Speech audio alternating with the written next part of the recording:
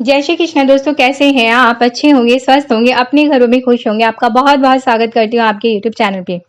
जैसे कि आप जानते हैं कि मैं अचूक से उपाय लेके आती हूँ। आज फिर मैं चली आई आपके लिए एक ऐसा ही उपाय लेके। अगर आपने इसे श्रद्धा भाव के साथ कर लिया तो आपके जीवन में किसी भी प्रकार की कोई भी समस्या है वो अवश्य दूर होगी।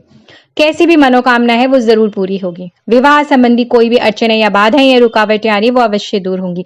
किसी भी प्रकार के आपके कुंडली में दोष हो, ग्रह दोष हो, या आपके विवाह में किसी भी तरह की कोई बाधाएं या अड़चने आ रही है, आपकी कोई भी मनोकामना जो पूर्ण नहीं हो पा रही है, घर में पितृ दोष है, काल सर्प दोष है, कुंडली में किसी भी प्रकार की कोई भी समस्या, आप इस उपाय को करके देखिए। आपके जीवन की हर समस्या दूर होगी, हर परेशानी दूर होगी, आपकी हर एक मनोकामना भगवान शिव अवश्य पूर्ण करेंगे। सावन के महीने में या फिर आप कैसे भी किसी भी सोमवार से इस उपाय को शुरू कर सकते हैं। आपने करना क्या है कि मंदिर से आपने एक चीज अपने घर लेकर आनी है। अब आप सब जानेंगे कि क्या चीज। तो अपने उपाय की तरफ बढ़ने से पहले मगर आपसे एक निवेदन करना चाहती हूँ कि अगर मेरी वीडियोस पे पहली बार आए तो please like share and subscribe करना ना भूले। सब्सक्राइब करते समय बेल आइकन बटन को जरूर दबाना, और अगर आपको मेरी वीडियोस अच्छी लगती है तो कमेंट बॉक्स में कमेंट करके मुझे जय श्री कृष्ण अवश्य लिखना।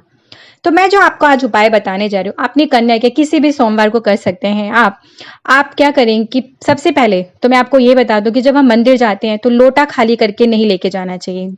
जिस लोटे में हम जल लेके भर के अपने घर से लेके जाएं, ठीक है। तो मंदिर में जाने से पहले अपने घर में से लोटा अपने ही घर के पानी से भरे। अगर संभव हो सके तो आपने करना क्या है, अपने घर से पहले एक लोटा जल भर लीजिए, और आपके पास जो भी क्षमता है, क्षमता के अनुसार आप भगवान शिव की पूजा आराधना करने के लिए जो भी सामान लेके जाते हैं वो आप लेके जाइए।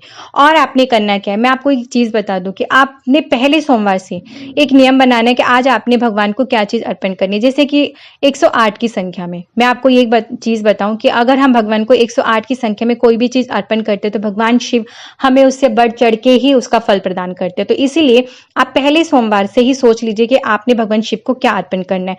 आप 108 चावल ले सकते हैं। चावल खंडित नहीं होने चाहिए।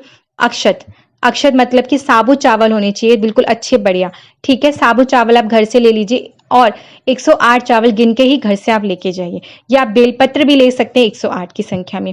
आप सफेद फूल ले सकते हैं जो भगवान शिव को अति प्रिय है। आंकड़े का फूल ले सकते हैं वो 108 की संख्या में, ठीक है। आपने इस तरह से ये 108 की संख्या में चीजें लेनी है। आपने ले लिया। आप पहले दिन ही जो चीज लेंगे आपने ऐसा ही पूरे 11 सोमवार तक लगातार करना है। ये नियम आपने लगातार 11 सोमवार तक करना है। आपके जीवन की कैसी भी समस्या हो, कितनी भी बड़ी समस्या वो अवश्य भगवान शिव दूर करेंगे। विवाह संबंधी कैसी भी अड़चने हो वो सारे भगवान शिव दूर करेंगे। आपकी कोई भी मनोकामना हो वो अवश्य पूरी होगी। तो आप इस उपाय को बड़ी श्रद्धा भाव से करना। तो आपने एक लोटा जल तो अवश्य ही घर से भर के लेके जाना है, घर से भर के लेके जाना है। इसलिए कि कई बार क्या होता है, मंदिरों में सुविधा होती है कि हमें पानी मिल जाता है, जल मिल जाता है, तो हम वहीं से भर लेते हैं। नहीं, जब हम घर से भर के ले जाते तो घर की जितनी भी नेगेटिविटी है, सब कुछ है, वो हमारे साथ जाती है। जब हम वो जल से अभिषेक करते हैं भगवान शिव का तो घर की जितनी भी नेगेटिविटी होती है वो सारी दूर हो जाती है।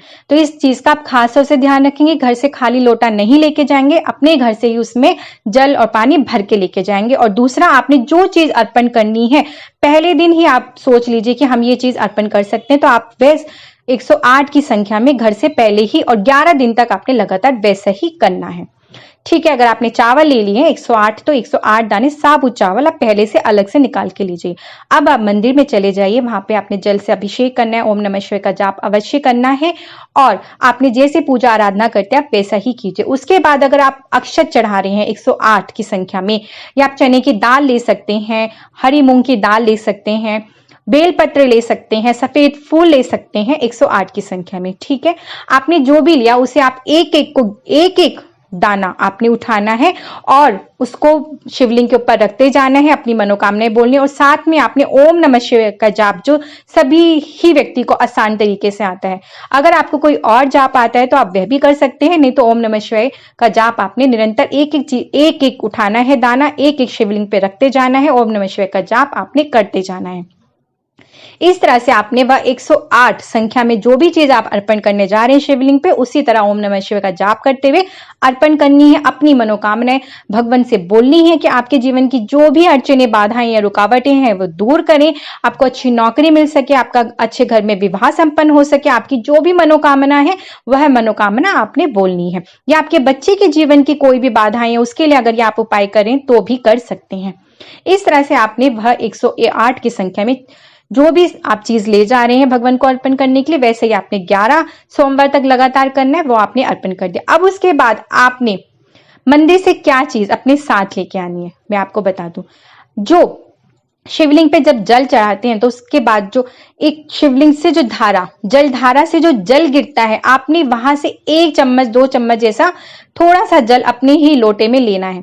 प्रश्न आपका यह आएगा कि वहां पे जल हमने चढ़ाया और गिरने के समय पे और भी लोग भी जल चढ़ा रहे होते हैं, तो कोई समस्या नहीं है। आपको ये मैं बता दूं कि जब जलधारा से, शिवलिंग की जलधारा से, अशोक सुंदरी के स्थान से जो जल आके गिरता है वो इतना पवित्र हो जाता है, अमृत तुल्य हो जाता है।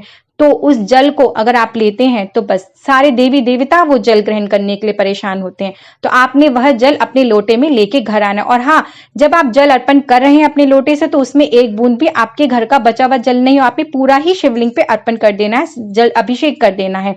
और जब आप वहां से जल लेंगे तो आपने वहां पे बिल्कुल लोटा खाली रखना है और फिर उसमें से थोड़ा सा, बहुत ही थोड़ा सा जल आपने लेके अपने घर आना है। ठीक है, ऐसा आपने 11 सोमवार तक लगातार करना है। इसी नियम के अनुसार ये उपाय करना है। इस नियम में कोई भी ये नहीं कि हमें आज ये चीज नहीं मिल पाई, हम नहीं चढ़ा सकते, नहीं। 11 सोमवार तक लगातार आपने बिल्कुल नियम पूर्वक इस उपाय को करना है। तो अपनी क्षमता के अनुसार ही आप पहले दिन से ही, जब सोमवार से आप ये उपाय करें, तो उसको सोच समझ के करें कि जी ये ऐसा 11 सोमवार तक हम इस उपाय को लगातार कर सकते हैं।